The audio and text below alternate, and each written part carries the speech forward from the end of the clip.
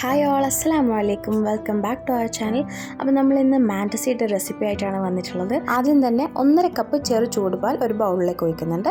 അതിലോട്ട് 2 teaspoon instant east ചേർക്കുന്നുണ്ട്. ഇനി നമ്മൾ ഇതിലോട്ട് 1 ടീസ്പൂൺ പഞ്ചസാര ചേർത്ത് ഒന്ന് മിക്സ് ചെയ്യുക. എന്നിട്ട് കുറച്ച് സമയം നമ്മളൊന്ന് റെസ്റ്റ് ചെയ്യാൻ വെക്കാം.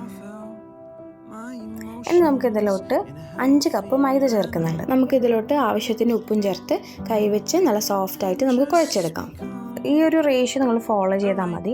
ഇത്രയും വേണ്ടാന്നുണ്ടെങ്കിൽ 2.5 കപ്പ് മൈദയും 3/4 കപ്പ് പാലും ആ ഒരു അളവിൽ നിങ്ങൾക്ക് നേരെ പകുതി അളവ് എടുത്താൽ മതി. ഇനി മാവിലോട്ട് 1 ടേബിൾ സ്പൂൺ എണ്ണ തടവി നമുക്കൊരു 1-1.5 മണിക്കൂർ റെസ്റ്റ് ചെയ്യാൻ വെക്കാം.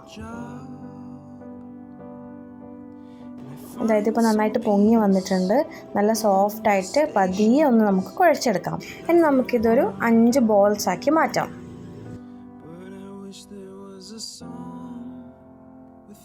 നമുക്കിതുപോലെ പതിയെ കൈ വെച്ചൊന്ന് പ്രസ് ചെയ്ത് കൊടുക്കാം.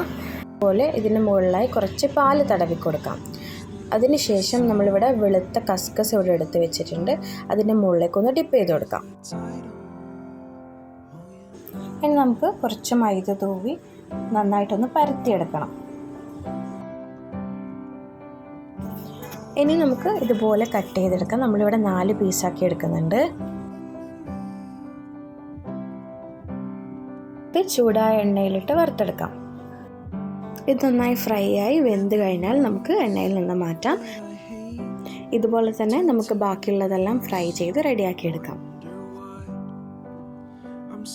സോഫ്റ്റ് ആയിട്ടുള്ള മാൻറ്റസി ഇവിടെ റെഡി ആയിട്ടുണ്ട്.